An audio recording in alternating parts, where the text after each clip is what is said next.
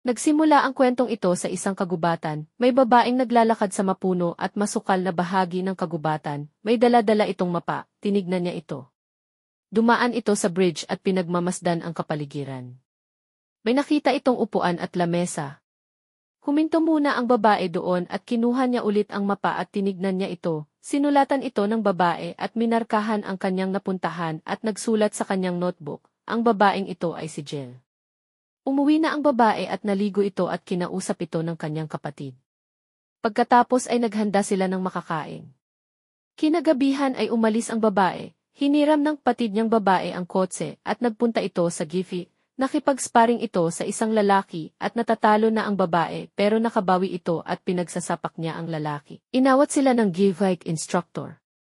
Umalis na ang babae sa Gifi at sumakay na ito sa kanyang sasakyan. Nagring ang phone ng babae. Tumatawag ang kanyang kapatid. Sinabi ng babae na gagawin niya iyon, akala niya kasi na ang tumawag ay ang lalaking nakipagpustahan sa kanya. Hindi niya inakala na kapatid niya pala ito, nalaman ng kapatid niya na makikipag-dinner siya sa lalaki. Natuwa ang kapatid niya. Bumaba na sa kotse ang babae at pinarada ang kotse niya. Pumasok ito sa isang restaurant kung saan siya nagtatrabaho. Siya ay isang waitress doon, inaasikaso niya ang mga customers at ang mga order nito. Binigyan ng tip ang katrabaho niya, natuwa ito dahil malaki ang tip na binigay sa kanya. Sinabi ng katrabaho niya na ganun ang nagagawa ng isang mabait na waitress sa isang regular na customer. Natapos na ang trabaho nila at nagbibilang na sila ng kanilang sahod sa araw na iyon.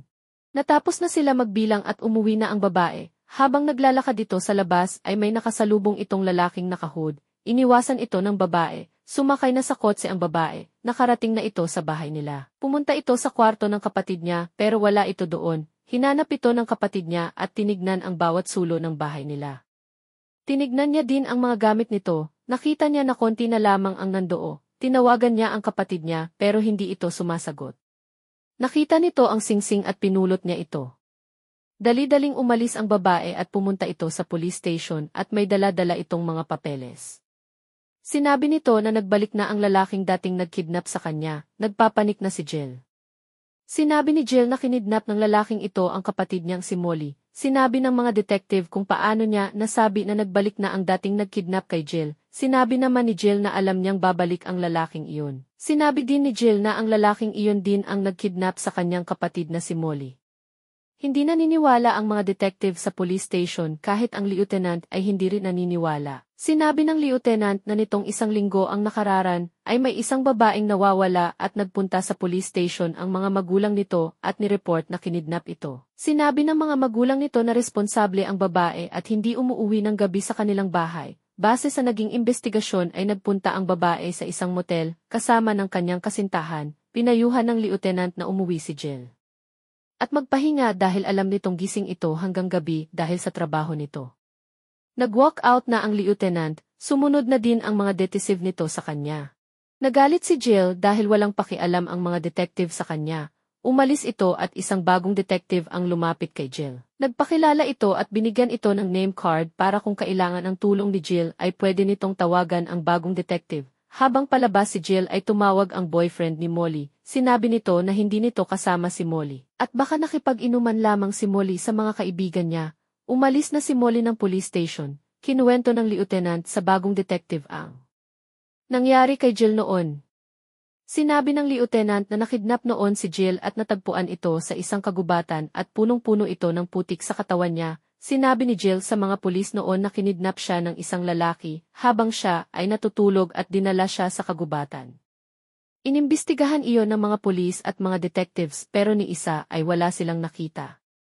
Sinabi ni lieutenant na nagkaroon ng mental issue si Jill lalo na nung namatay ang mga magulang nito nung bata pa lamang siya.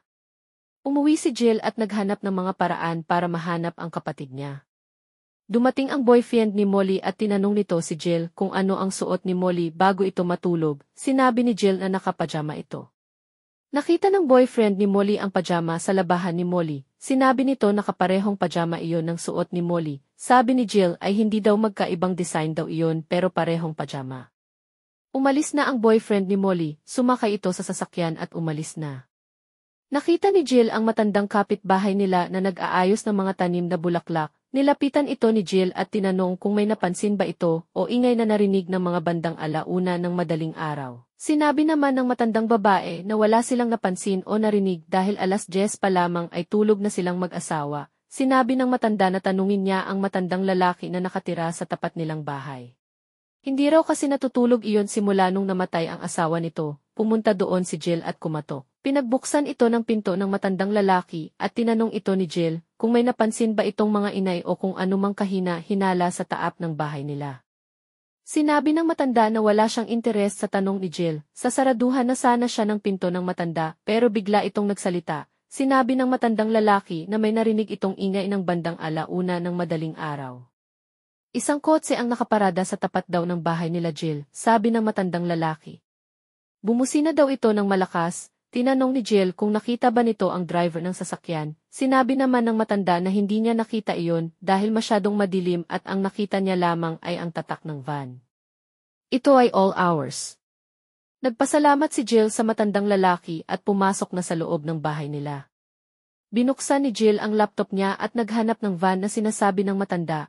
Nakita na niya ang itsura ng van na ito at nag-drive si Jill at nakita niya ang van, sinundan niya ito. Galit na galit si Jill at muntik pa itong makabangga ng mga kotse. Nakarating na ang van sa store nito, bumaba ang babaeng driver ng van, bumaba din si Jill at kinuha ang baril nito at nilagay sa bulsa.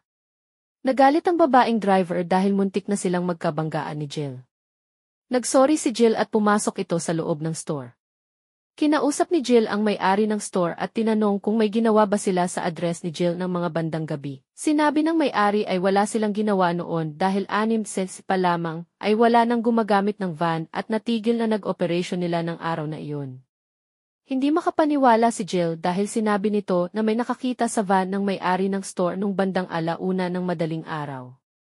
Tinawag ng may-ari ng store ang anak niya at tinanong kung anong oras siya nakauwi kagabi. Sinabi nito na 6 nakauwi na ito.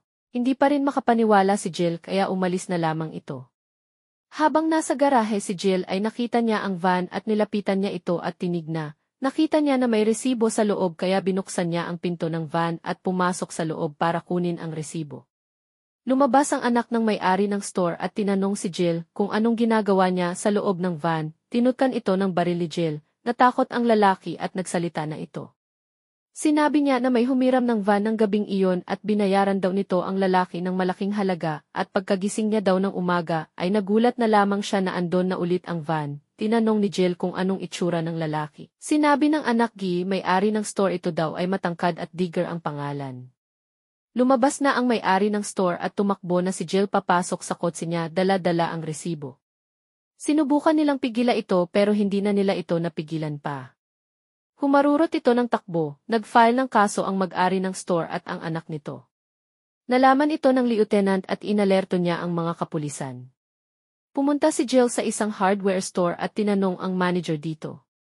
Nakita ng mga pulis ang kotse ni Jill sa labas ng parking lot. Nang hingi ng backup ang mga pulis, palabas na si Jill pero nakita niya na madaming mga pulis ang nasa sasakyan niya kaya sinabi nito sa manager kung may sis ba ito. Nagpunta si Jill sa CC.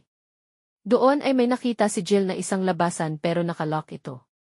Pumasok na ang mga pulis at tinanong ang manager kung may nakita ba silang isang babae na blonde ang buhok at kulay blue ang mata. Sinabi ng manager na meron siyang nakita at nasa CC ito. Sinamahan ng manager ang mga pulis sa CC at doon ay kinatok ng pulis ang pinto. Biglang binaril ni Jill ang lock kung saan siya lalabas, naalerto ang mga pulis at sinipa ang pinto. Nakatakas na si Jill at tumakbo ito sa mga bahay-bahay at nagtago. May nakita itong dalawang babaeng naglalakad. Sinuot ni Jill ang hood niya at sinabayan maglakad ang dalawang babae hanggang sa nakatakas na sa mga pulis si Jill. Tinawagan ng mga pulis ang lieutenant at sinabi na hindi nila nahuli si Jill. Nagalit ang lieutenant at sinabi na gawa ng paraan ito. Sumakay si Jill sa bus at may isang police vehicle ang nasa tabi nito. Nagtago si Jill para hindi ito makita. Pumunta si Jill sa isang apartment at hinahanap ang isang lalaki. Kumatok siya sa pinto pero walang sumasagot. Binuksan ito ni Jill at binunot ang baril niya. Dahan-dahan itong naglakad at tinignan ang mga buwat sulok ng kwarto. May nakita siyang 2 tape at kinuha niya ito. Pumasok si Jill sa isa pang pinto. Binuksan niya ang kabinet. Nagulat siya dahil may pusang lumabas doon. Umalis na si Jill sa may nakita siya sa pinto at pinulot niya ito. Biglang may humawak sa braso ni Jill, pinilipit ito ni Jill, ang lalaking ito ay janitor. Sinabi ng janitor kung bakit siya nasa isang private property. Sinabi ni Jill na may hinahanap itong lalaki. Sinabi ng janitor na wala na doon ang hinahanap niyang lalaki dahil lumipat na ito. Sinabi ni Jill kung may sasakyan ba ito. Sinabi ng janitor na meron pero sira na iyon. Binili iyon ni Jill at umalis. Habang nasa sasakyan si Jill ay tumawag ang kanyang nanay. Sinabi nito na kailangan na ng tulong dahil ang lalaking nang kidnap sa kanya noon ay matagal nang wala. Nasa isip lamang ito ni Jill at parte na ito ng kanyang nakaraan. Pinapapunta si Jill ng nanay niya sa bahay nila para makipag-usap pero hindi pumayag si Jill dahil alam niyang may nga pulis na nabantay doon. Sinabi ng nanay niya na walang pulis doon pero sinabi ni Jill na nasa baba siya at nakapark ang sasakyan niya. Kaya dali-daling pumunta ang mga pulis sa baba para tignan kung andoon si Jill. Pagbaba ng mga pulis ay wala si Jill doon. Pumunta si Jill sa kanyang katrabaho doon ay nanghingi si Jill ng impormasyon. May pulis na nakabantay at inalerto ang mga kasamahan nito. Nalaman ito ni Jill at dali-dali siyang umalis. Hinabol si Jill ng mga pulis pero naisahan niya ito. Bumalik si Jill sa bahay ng katrabaho niya. Kailangan ni Jill ng kotse kaya kinuha niya ang kotse ng katrabaho niya at umalis. Habang nasa kotse si Jill ay may tumawag sa kanya ito ay si Jill, isang regular na customer kung saan nagtatrabaho si Jill. Si Jim ang nagdukot kay Molly, sinabi ni Jim na alam niya kung nasaan si Molly, pinapunta ni Jim si Jill sa isang abandonadong lugar, nakarating na doon si Jill at tinawagan niya si Jim, binigyan niya ng direksyon si Jill at sinunod naman ito ni Jill. Nakauwi na si Molly ng bahay nila, doon pala nilagay ni Jim si Molly sa ilalim ng bahay nila Jill. Doon siya kinulong at pinatulog ni Jim. Nalinlang si Molly, patuloy ang pagbibigay ng direksyon ni Jim kay Jill, hanggang sa makarating ito sa isang tent, pumasok doon si Jill at nakita ang mga litrato ni Molly na nakatali. Kinuha niya ito at umalis, nagpatuloy si Jill hanggang sa makarating ito sa isang hinukay na butas. Pamilyar ang butas na iyon kay Jill, naalala ni Jill na doon siya dinala noon nang kidnap sa kanya, nakita ni Jill na may babae sa hukay. Akala niya ito ay si Molly kaya inilawan niya ito gamit ang flashlight. Biglang may humawak sa kamay ni Jill at nalaglag siya sa hukay. Ito ay si Jim, nalaglag ang baril ni Jill. Habang pababa si Jim ng hukay ay sinipa ito ni Jill at binaril ito sa balikat. Umakyat na si Jill ng hagdan at nang makaakyat na ito ay tinanong niya kung nasaan si Molly. Sinabi ni Jim na kapag pinatay niya ito ay hindi niya malalaman kung nasaan si Molly. Muling binaril ni Jill si Jim sa paa. Nagsalita na si Jim, sinabi niya na nasa ilalim ng bahay nila tinago si Molly. Tinutukan ng baril ni Jill si Jim. Sinabi ni Jim na kailangan niya ng tulong. May nakitang kerosene si Jill at binuhos niya ito kay Jim at sinindihan. Nasunog si Jim, tumakbo papalayo si Jill at sumakay sa kanyang kotse. Nakatanggap ito ng text at nagmamadali itong umuwi. Nakauwi na si Jill at niyakap niya si Molly. Tinanong ng mga detective kung nasaan ang baril ni Jill. Nagsinungaling si Jill, sinabi niya na wala itong baril, tinapon niya kasi ito. Nagpadala ng mga litrato si Jill sa lieutenant at may mapa din doon. Dito na nagtatapos ang kwento, mag-subscribe para sa higit pang mga iba't ibang videos mapapanood ninyo. Paki-on ang mag-notification at mag-iwan ng like para matulungan ang channel. Maraming salamat sa panonood. God bless everyone.